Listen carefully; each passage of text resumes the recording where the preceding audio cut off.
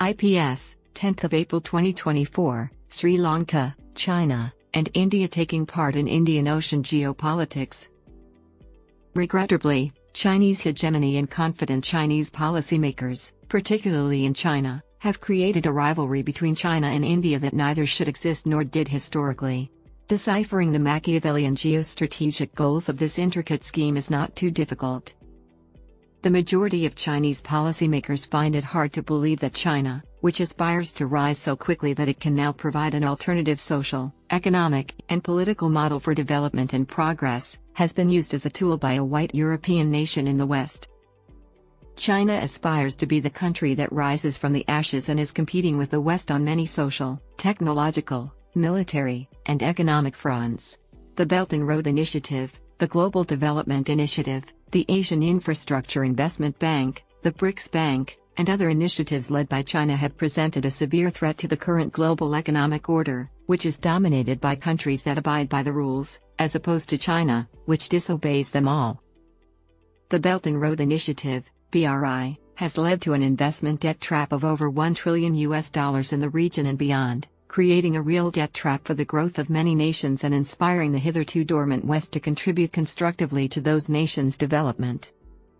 Although stressing India's evident strategic interests, the measured remarks by India's EA Minister, Jaishankar, have not unduly supported China's aggressive and hegemonic posture. China has drawn numerous adversaries from all directions. By stealing, lying, and destroying other countries' industrial capabilities, China has quickly become the world's second-largest economy and established itself as an economic superpower. By the end of this decade, economic growth is predicted to surpass that of the US.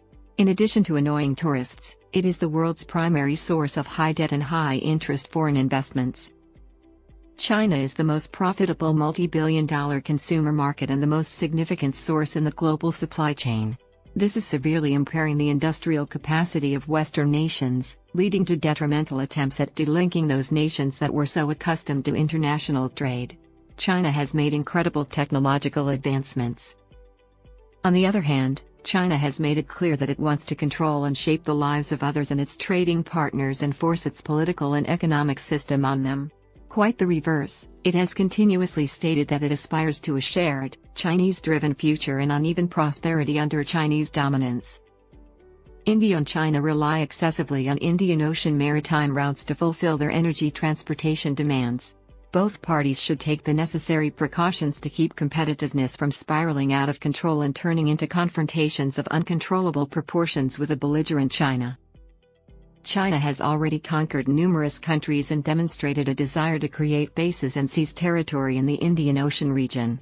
Its sole military installation in the area is in Djibouti, which was constructed as part of a multinational operation to combat pirates with Gwadar, Hambantota, and the Maldives.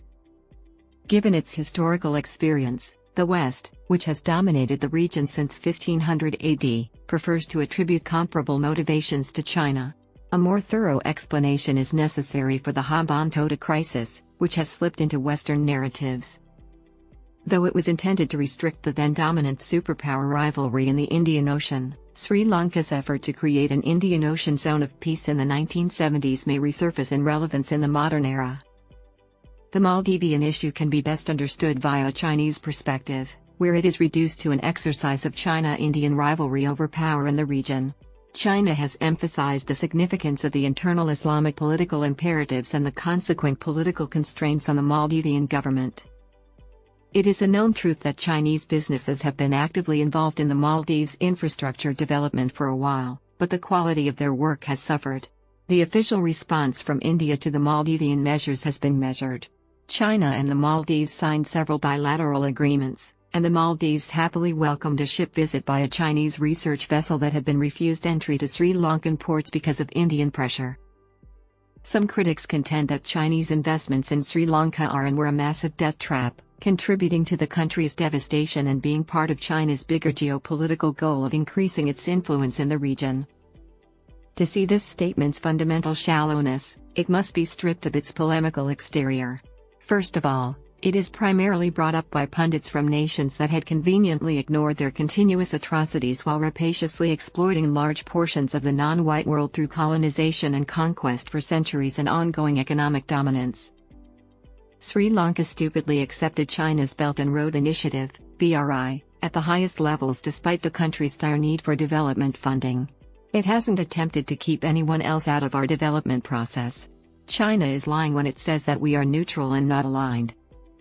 With more to come, China has already committed around $1 trillion to the BRI member nations. Due to its pressing development demands, Sri Lanka must accept investment money from all sources, including high-interest debt. I wouldn't describe Sri Lanka's growth strategy as countering China's hegemony. It's not. To accomplish its development goals, which the irrational sensitivities of democratic parties shouldn't dictate, Sri Lanka must cooperate with other nations.